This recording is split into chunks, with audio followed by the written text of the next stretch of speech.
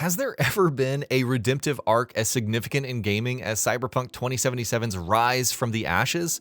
Its botched 2020 launch is well documented, but also well documented is the feverish work ethic CD Projekt Red have undertaken in the years since to bring their dystopian vision of the standard they originally promised. For many players, goodwill has been restored. For others, CD Projekt Red are never seeing a penny of their hard-earned cash. However, whatever side of the fence you're on, you'll likely be surprised by the Polish developers' confirmation that they have zero plans to patch Cyberpunk 2077 to support PS5 Pro.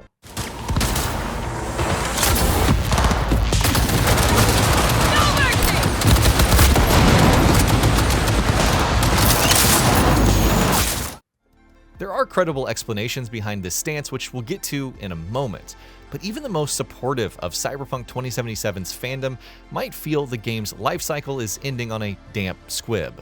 After all, this game, in its present-day state, is renowned for pushing technological boundaries, especially on the PC.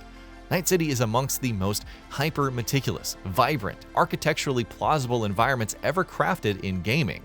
Character designs, facial animations, outfits, they are all super detailed. Ray tracing is up there with the best of any game currently available.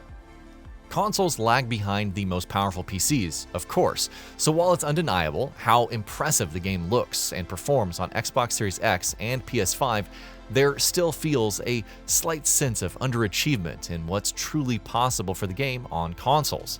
We've already seen some of the incredible improvements other games have displayed following their release to Sony's mid-generation refresh.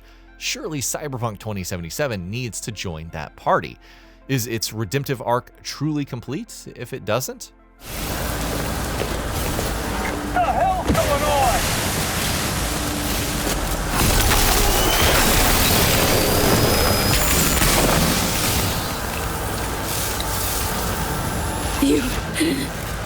You killed Alex!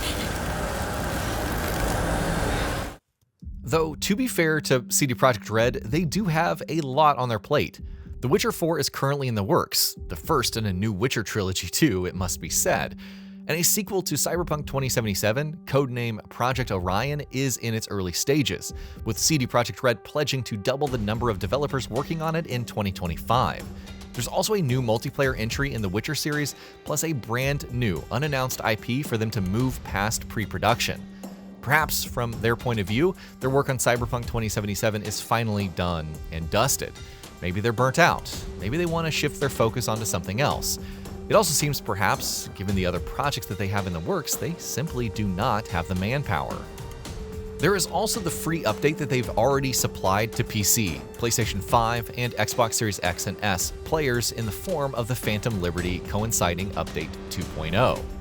Included in this overhaul was a refinement of the game's skill trees, a newly aggressive police force, vehicular combat, AI-enhanced gunplay, additional perks to net running, amendments to cyberware and how it's implemented in-game, more distinct weapon feel, changes to balance and economy, scaled loot, new radio stations, improved UI, more secrets, performance and stability fixes, and the list unbelievably goes on.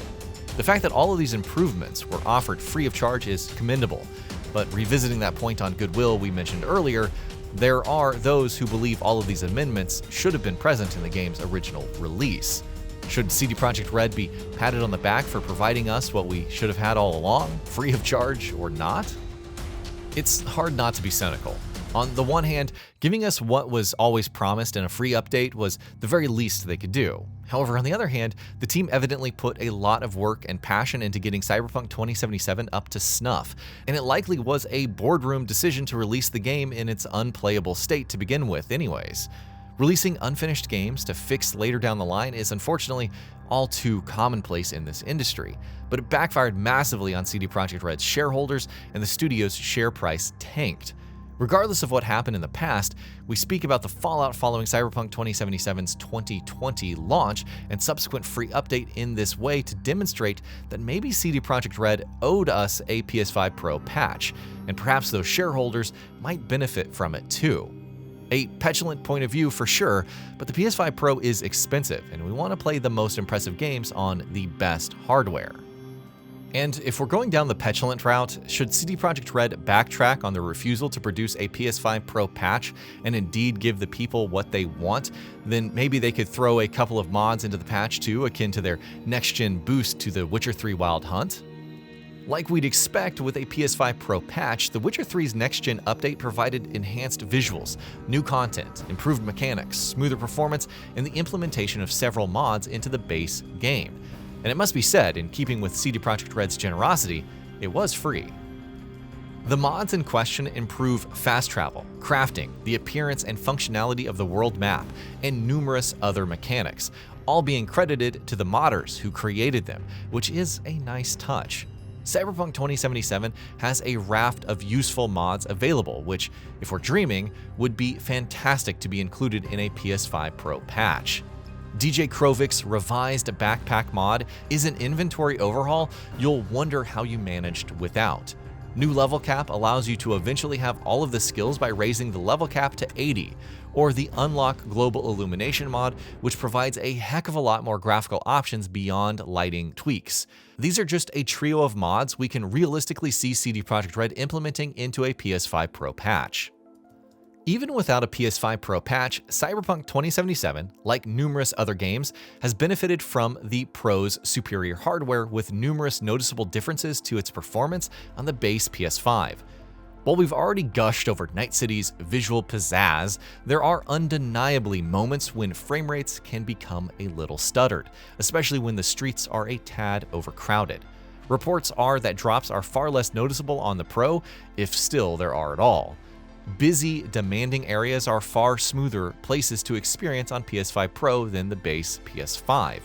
Take on a fleet of NCPD's finest, and you'll notice only a handful of drops, depending on the area.